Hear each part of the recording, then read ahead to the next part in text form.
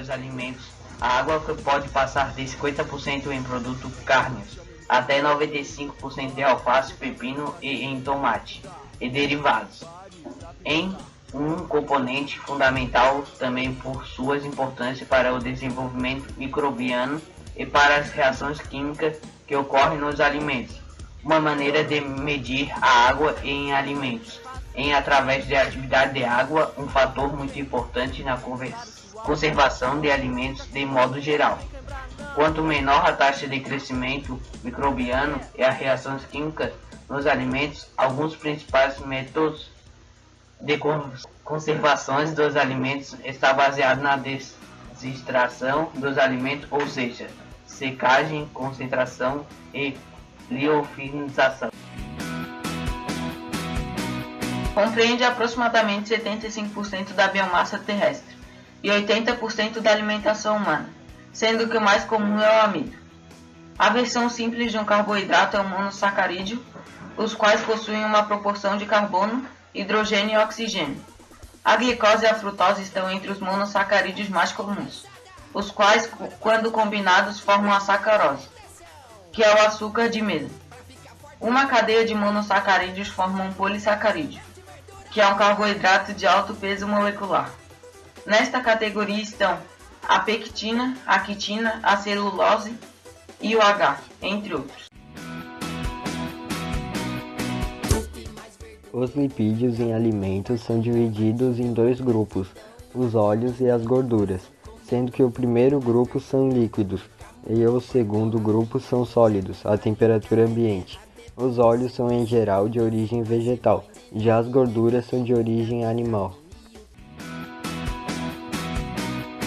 As proteínas compõem mais de 50% do peso seco de uma célula e são um grupo diversificado de complexas macromoléculas, cujas unidades formadas básicas são os aminoácidos. Possuem funções fundamentais na estrutura e no funcionamento das células. Seus constituintes básicos são o carbono, nitrogênio, oxigênio, hidrogênio e um pouco de enxofre.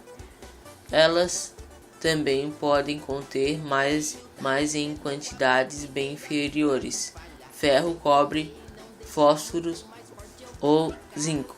Nos alimentos, as proteínas são de fundamental importância, tanto no aspecto nutricional, fornecendo aminoácidos, como para o desenvolvimento de características importantes como textura e reologia. Alimentos ricos em proteína animal: carne de frango, carne de vaca, queijo, salmão grelhado, pescada, ovo, iogurte, leite. Alimentos ricos em proteína vegetal: soja, quinoa, trigo, sarraceno, milhete, lentilhas, tofu, feijão, ervilhas e arroz cozido. Vitaminas. Vitaminas são nutrientes necessários em pequenas porções para um bom funcionamento do metabolismo. Elas são divididas em dois grupos básicos: as hidrossolúveis, ou seja, solúveis em água, como as vitaminas C e as do complexo B, e as lipossolúveis, ou seja, solúveis em lipídios, como as vitaminas A, D e E. Uma ingestão adequada de vitaminas pode prevenir doenças como beriberi, anemia e escorbuto, enquanto uma dose excessiva pode produzir outros distúrbios como náuseas, vômitos e até a morte. Algumas vitaminas como a C e a E são reconhecidas antioxidantes alimentares, sendo muitas vezes usados pela indústria alimentícia com esse fim.